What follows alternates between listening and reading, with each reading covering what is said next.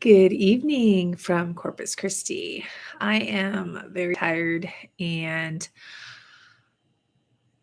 I want to go to bed, but I wanted to take a minute because the last couple days we have two HVAC air conditioning units in our house, and actually we have three and another in our other house, right? So we have a few air conditioners.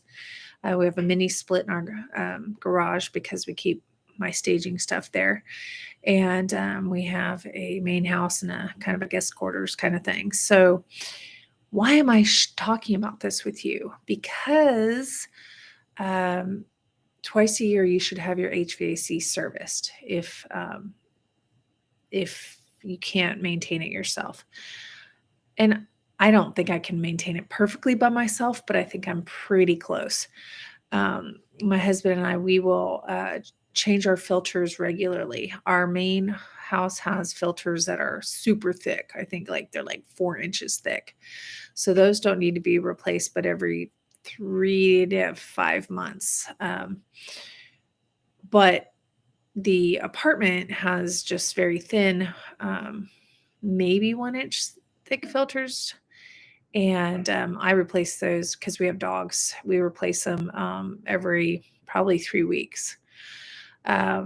Because if you don't do that, the dust and the dirt, there's a lot of dust and stuff, wind here.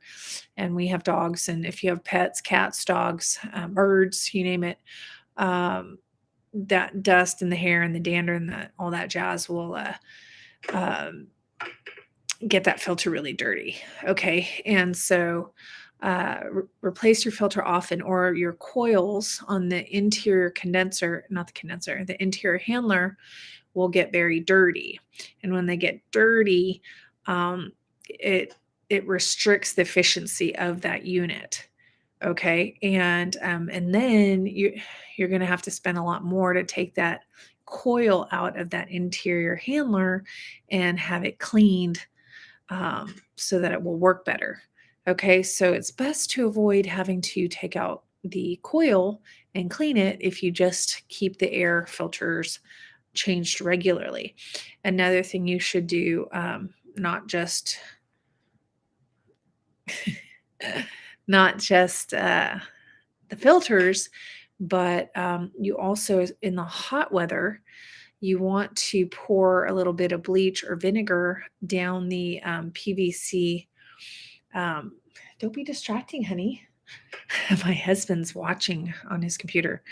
Pour down the PVC. There's like a little PVC vent line that you'll see sticking out of the handler. Okay. And you can pour bleach in there, and that bleach or that vinegar will loosen the organic growth that tends to grow in the drain line because that water's going down, right? So as that water drains, you can get some mildew moss. We call it organic growth. It's not toxic mold or anything weird.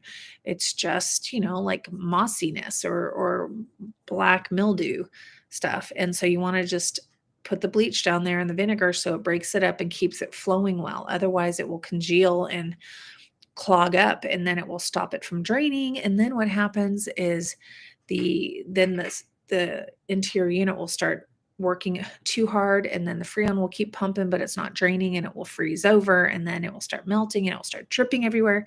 That's a lot of detail, I know, but but it's not going to be good. So take good care of your unit. What else can you do? Oh, they also will hose down, like take a spray hose, your hose, and spray down your outside condenser because it gets dusty. And they'll spray that down to get the kind of like the dust particles out of there so that it will be able to suck in air better and be more efficient. There are other things they check too. They check for freon. I can't check for freon on my unit. What else? They can, for some reason you sense something else is wrong. Sometimes it could be your thermostat. What else? What else, honey? Anything else that I forgot? No, maintenance is number one.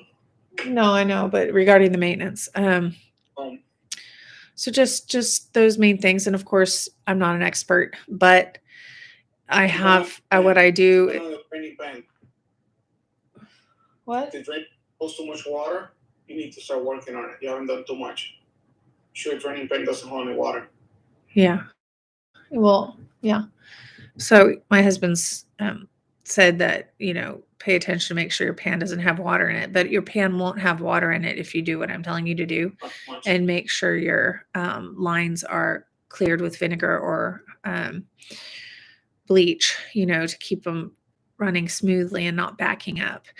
And I think that's it. There are other things, like I said, like if you're finding that it's not cooling very well, it could be your freon's low, your pressure's low, there could be a leak. But more often than not, I find that most of the problems are caused through lack of ability to drain because of clogs and stuff. And so make sure you have your HVAC service. Make sure you change those filters regularly. Depending on what type of unit you have will determine how often you have to change them. And, keeping that drain line cleared. Okay. So I'm ready to pass out now. I hope to hear from you soon. Have a good night.